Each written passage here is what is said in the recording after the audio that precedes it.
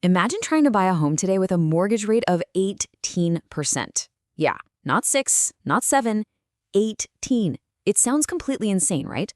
But that's exactly what happened in the United States back in 1981, when rates hit the highest levels in modern history. But here's the thing, this extreme moment didn't just happen out of nowhere. It was actually the climax of a whole decade of economic turmoil, and it teaches us a really powerful lesson about money, housing, and financial cycles. Seriously, just pause and think about that for a second. Could your monthly budget handle a mortgage payment that's 2 or maybe even 3 times higher than what you'd expect today? And look, this isn't some made-up what-if scenario. This was the actual reality for an entire generation of homebuyers. Okay, let's get right into it. In October of 1981, the average 30-year fixed mortgage rate in the U.S. peaked at a staggering 18.6%. That was the brutal truth facing anyone who even dreamed of owning a home back then. So, how on earth did things get so completely out of control? To really understand that 18% rate, we have to jump in the time machine and rewind the clock to the decade right before it, the 1970s. And this was an era defined by one single terrifying economic problem: massive runaway inflation. Now, what's really wild is just how fast everything went south. The early 70s? Pretty calm, actually. Then, bam, the 1973 oil shock hits and prices start to creep up. After a second oil shock in '79, the dam just completely broke. By 1980, inflation had peaked at a mind-blowing 14.8%. The cost of everything, gas, food, housing, you name it, was just exploding. You gotta understand, this wasn't just one thing. It was a perfect storm, really, created by 3 main factors. First, you had those 2 massive oil shocks. Second, the U.S. government had been spending a ton of money for years on the Vietnam War and big social programs. And third, the Federal Reserve had kept interest rates way too low for way too long, which was kind of like pouring gasoline on a fire. And this is where things get really dangerous. See, inflation wasn't just some number on an economic report anymore. It became a mindset. People started expecting prices to keep rising forever. So what they spent money as fast as they could. And that, of course, just made inflation even worse. It was a vicious, self-fulfilling cycle. So, this brings us to the man who was tasked with slaying this economic dragon, Federal Reserve Chairman Paul Volcker. He was appointed in 1979, and he knew that to fix this massive problem, he was going to have to administer some very, very painful medicine. His solution was as direct as it was controversial.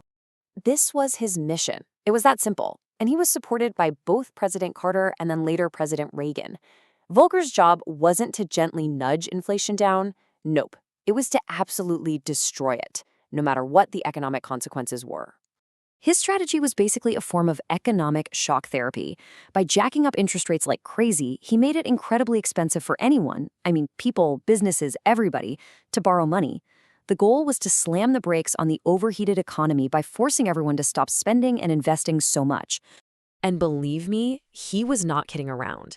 The Federal Reserve's key interest rate, the one that kind of sets the tone for all the others, was pushed above 20%. 20%. That's just an unheard of move designed to stop the economy dead in its tracks. As you can imagine, this policy sent shockwaves through the entire system. But nowhere was the impact felt more than in the housing market. The American dream of owning a home was suddenly facing an absolute nightmare. Okay, let's put this into real numbers so you can feel it. A $200,000 loan today, let's say at a 6.5% rate, would cost you about $1,260 a month. But back then, at 18%, that exact same loan would cost you over $3,000 a month. It just became unaffordable for almost everyone. And the result was predictable and immediate. As this chart shows, the housing market just froze solid. Home sales, which had been really strong just a few years earlier, completely collapsed. Builders stopped building, the whole industry just ground to a halt. And the pain spread way beyond real estate. The entire country was plunged into a severe recession. Unemployment skyrocketed to nearly 11%. That's one of the highest levels since the Great Depression. The cure was causing immense suffering. But here's the thing about that brutal medicine. Despite the incredible cost, despite all that widespread economic pain, Volcker's plan actually succeeded in its #1 mission. And wow, this slide just says it all. Look at that change. Inflation, which had been roaring at almost 15% in 1980, got absolutely crushed.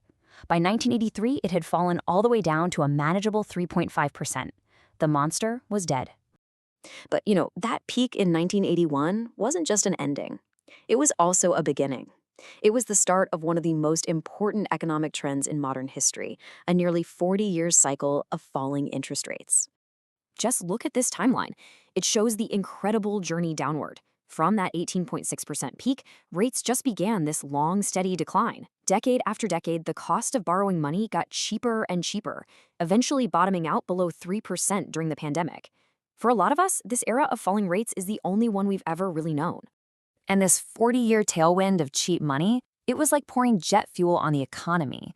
It powered incredible housing booms, fueled massive stock market growth, and helped bring in decades of economic expansion. Okay, so after looking at this absolutely wild ride, what are the crucial lessons here?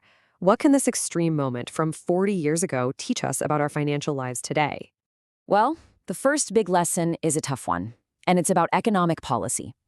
The Volcker shock proves that to fix a fundamental problem like out-of-control inflation, leaders sometimes have to make these deeply unpopular choices that cause a lot of short-term pain, all to achieve long-term economic health. But maybe the most important lesson is for us as individuals, especially when we think about buying a home. You'd probably think buying a house in 1981 was a terrible decision, right? But this quote here suggests there's a deeper truth at play. Think about it.